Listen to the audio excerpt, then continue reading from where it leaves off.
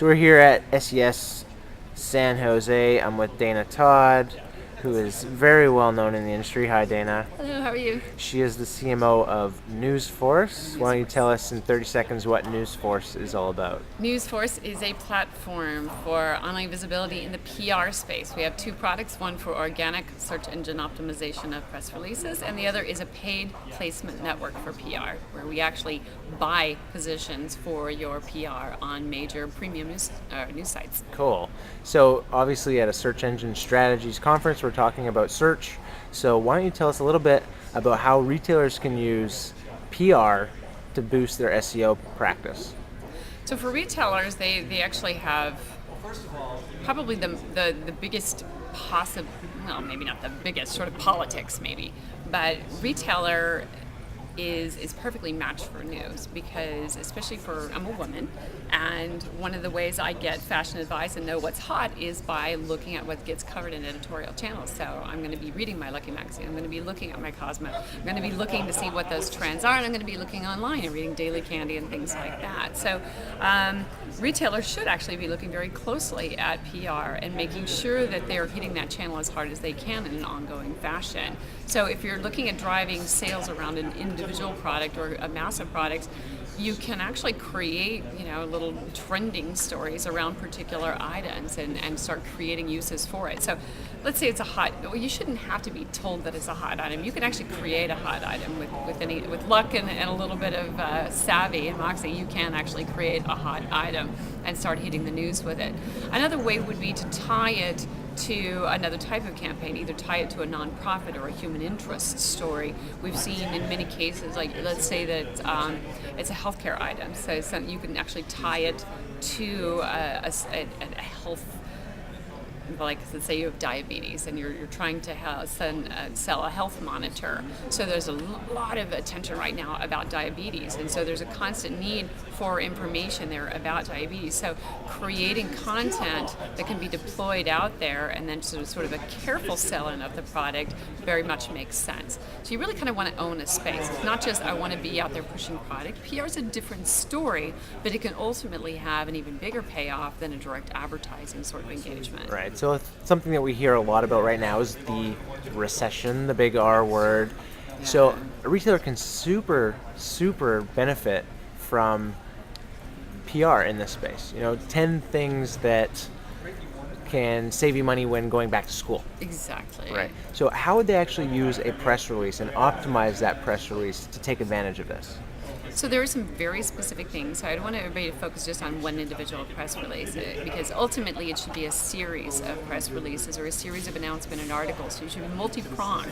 So first of all, you have to decide what's the conversation, what's the messaging going to be about. What PR is focused on changing attitudes. So what's the attitude that you want to be part of that dialogue? So if for example, we're talking about back to school, there's a lot of back to school stuff right now. So journalists are actually looking for back to school things. So you can quite literally create a story around back to school. What it physically looks like is that you use the terms back to school in your headline, perhaps the subhead or some variation of it, campus or whatever the other angle that you're playing is. And then in the body of your release, you want to physically work that word in a couple of times as well. So you want to kind of literally mention it. So it's not enough to want to be in back to school. You actually have to say back to school. In the same way you optimize your content on your site, you have to optimize your messaging in the press release body itself as well. So just to reiterate, I think you're saying that you need a landing page that is pretty specific to the press release as well? Ideally, yeah. Ideally? But it's not like... it's a little bit different than SEO, but so the release itself can be optimized and be separate.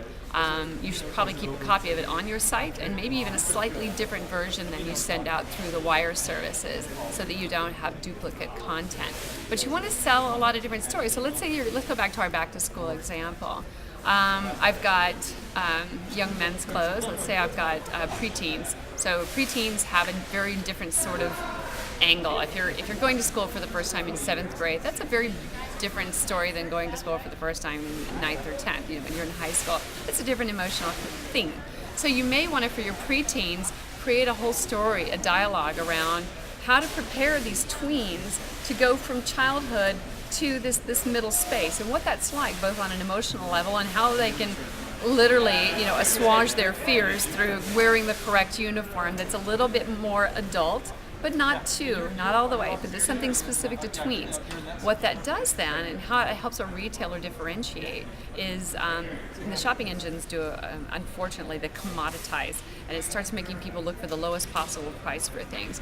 But when you tell stories and you're allowed to emotionalize that story, then it becomes more than just where can I buy it and what's the lowest price.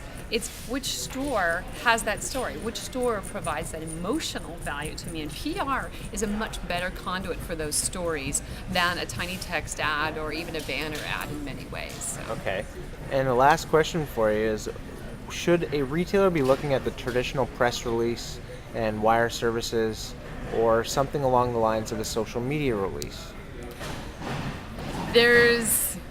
So the social media release is actually just a press release, and there's a lot of discussion on it. It's sort of an evolving word as a label. So if you looked at examples of a social media news release out there, it's essentially just a press release that has video assets and some touchy-feely bits like this dig it, blog it, etc. But it also takes the story and cuts it up into pre-sliced elements that can be then assembled by a journalist or a blogger.